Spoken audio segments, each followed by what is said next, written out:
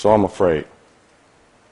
Right now, on this stage, I feel fear.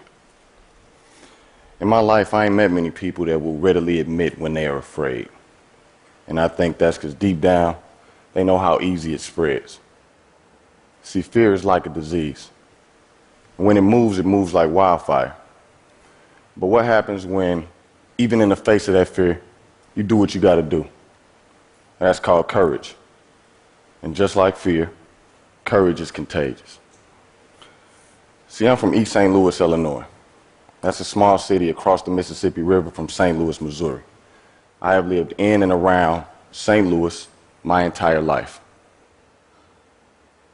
When Michael Brown Jr., an unarmed teenager, was gunned down by police in 2014 in Ferguson, Missouri, another suburb, but north of St. Louis, I remember thinking, he ain't the first, and he won't be the last young kid to lose his life to law enforcement.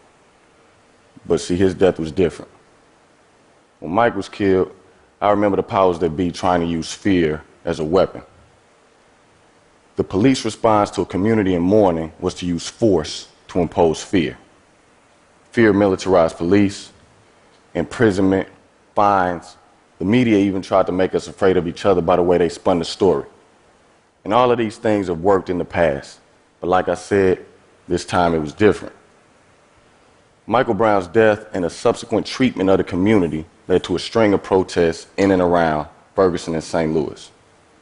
When I got out to those protests about the fourth or fifth day, it was not out of courage. It was out of guilt. See, I'm black. I don't know if y'all noticed that. But I couldn't sit in St. Louis, minutes away from Ferguson, and not go see. So I got off my ass and go check it out. When I got out there, I found something surprising. I found anger. Yeah, it was a lot of that. But what I found more of was love. People with love for themselves, love for their community. And it was beautiful. Till the police showed up. Then a new emotion was interjected into the conversation. Fear. Now, I'm not gonna lie. When I saw those armored vehicles and all that gear and all those guns and all those police, I was terrified, personally. And when I looked around that crowd, I saw a lot of people that had the same thing going on.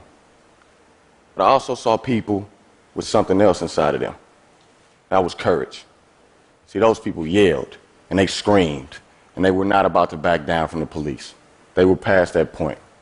And then I could feel something in me changing. So I yelled and I screamed. Then I noticed that everybody around me was doing the same thing. And there was nothing like that feeling. So I decided I wanted to do something more. So I went on my thought, say I'm an artist. I make shit. So I started making things specific to the protest. Things that would be weapons in a spiritual war. Things that would give people voice. And things that would fortify them for the road ahead. I did a project where I took pictures of the hands of protesters and put them up and down the boarded up buildings and community shops. My goal was to raise awareness and to raise the morale. And I think for a minute, at least, it did just that. Then I thought, I want to uplift the stories of these people I was watching being courageous in the moment. And myself and my friend and filmmaking partner Sabah Folian did just that with our documentary, Who Streets. I kind of became a conduit for all of this courage that was given to me. And I think that's part of our job as artists. I think we should be conveyors of courage in the work that we do. And I think that we are the wall between the normal folks and the people that use their power to spread fear and hate, especially in times like these. So I'm gonna ask you, y'all the movers and the shakers, the thought leaders. What are you gonna do with the gifts that you've been given to break us from the fear that binds us every day? Because see, I'm afraid every day. I can't remember a time when I wasn't. But once I figured out that fear was not put in me to cripple me, it was there to protect me And once I figured out how to use that fear, I found my power. Thank you.